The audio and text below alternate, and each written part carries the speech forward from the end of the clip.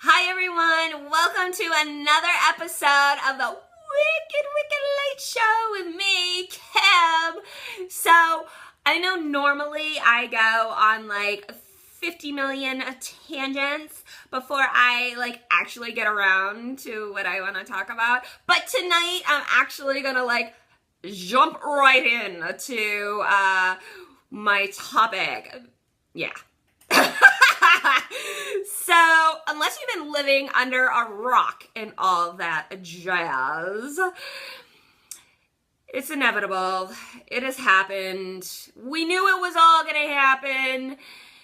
The two presidential candidates, yeah, it looks like are going to be Hillary. My favorite person is Hillary. And oh my God, it pains me to say it. Donald Trump. Oh yeah. Oh,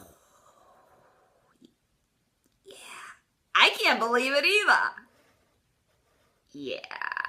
So, I want to first talk about Donald Trump because I haven't really talked a lot about him, really. I mean, here and there, I've thrown a couple of jabs at him. You know, he's not going to be the person I vote for. But here's the thing. Despite the fact that Donald Trump is not like my cup of tea and all that jazz, as much as it pains me to say, I have to give a lot of props to the Mr. Trump. So Donald is just that type of person where, you know, no matter what happens, you know, he fails at a lot of things. He gets back up and he tries again. So here's the thing. For somebody who has zero political experience to come into a political race, like a serious one, not like, hey, I'm gonna run for mayor, but hey, I'm gonna run for president. What do you say now? Seriously. He didn't pick just some puny little election. He picked the election to run for. And it's not like he had ever run for anything before. And he took it over. That in and of itself is amazing. Do I agree with his tactics? No, that's a whole other topic we'll get into. But that's amazing. For the fact that he did that. Donald is just that type of person. No matter what comes at him, he kind of takes it and he throws it back out at somebody else, or he makes something out of nothing. I guess that's kind of the appeal of Donald Trump. You know, even if you don't like him, you kind of have to look at that positive aspect and say, wow, how does he do that? How does Donald Trump take a negative and make it a positive? And it's quite interesting. I don't know how he does it. I don't see how he constantly does it. But we got to get into the negative. You got to kind of look at the reality aspect of the whole spiel. I think that even though, yeah, it's great that a man with zero political experience is actually gotten so far, I think he's ridden the coattails of the dumbassness of Americans. You know, come on, we gotta be a little honest with ourselves, you guys, all right? You people kind of a little stupid. Yes, you're stupid. Donald Trump says, we're gonna make America great. And you're like, yeah! And then the political analyst says to him, well, Mr. Trump, So how would you tackle the economic crisis abroad? He says, well, I plan on making America great. And you guys are just like, yeah! And she's like, well, you didn't really answer the question. I don't need to answer the question because I'm going to make America great. Yeah! That's literally how Trump followers are. You don't ask why. You just kind of like nod your head and say, I love you, Trump. Because you like the fact that he speaks to the anger in you, the frustrations that you have. And I get it. Like, there are a lot of things that piss me off about what goes on in America. I don't get my way about a lot of things. Like taxes. I live in Massachusetts and the taxes here suck. I don't get my way about a lot of things. That's just how America is. You vote one politician into office, you're not going to get everything you want. I hate to break the news to you people. That's just how it goes. Because one politician can't accomplish everything because you still got Congress. And Congress never gets along. Congress is like that boyfriend and girlfriend relationship that's just like you don't know why they're together, but you really know why they're together because it's great sex, but they still hate each other. But they stay together anyways, but they hate each other. That's Congress. Yeah. So meanwhile, no matter what president you put in there, you still got Congress. I hate to tell you people. But you're going to still bitch and moan anyways. That's what you're going to do.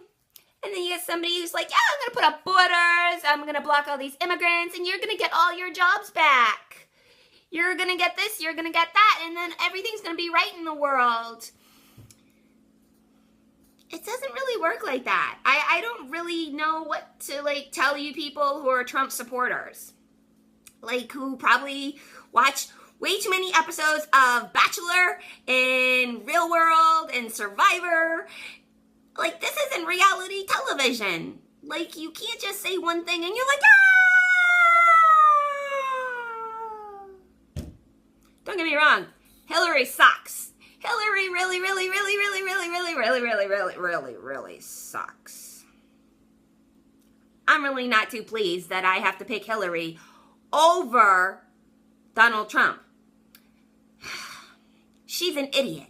For all the education in the world that woman has amassed, she was still so retarded as to open up secure government information on her home computer.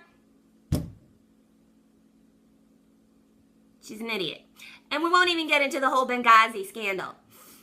That's a whole nother kit and caboodle. All right? But here's the thing. You know why I'm stuck with these two? Is because you other Americans were so stuck in this reality television world that you call life and wanted to hear the back and forth and back and forth. And you know why? You were too scared for change. You didn't want to vote for somebody like Bernie Sanders because you're like, well, he said that we're going to get free stuff, which it really wasn't free stuff. He never said free stuff. Okay? You already pay taxes, but where does your tax money go to? Guess where it goes to? It goes to Congress, who probably works 3 days out of a 7-day work week and probably only works 3 months out of a 12-month year. Yeah, those taxes. He's probably going to take those allocated taxes that you already pay for, and make them work for where they should go to. But no, you're too scared to change, you Americans. And you're like, oh, I don't believe anything he says. A man with a great track record. So, you voted for the wrong people. Then you had still some other great candidates who you didn't want to listen to because you too busy listening to a loud-mouthed, ignorant moron that were on the other side of the coin. So you didn't give them enough airtime. The guy made up a fake university. You want to vote for him? What's wrong with you people? What's wrong with you Americans? See, that's why I call you dumbasses.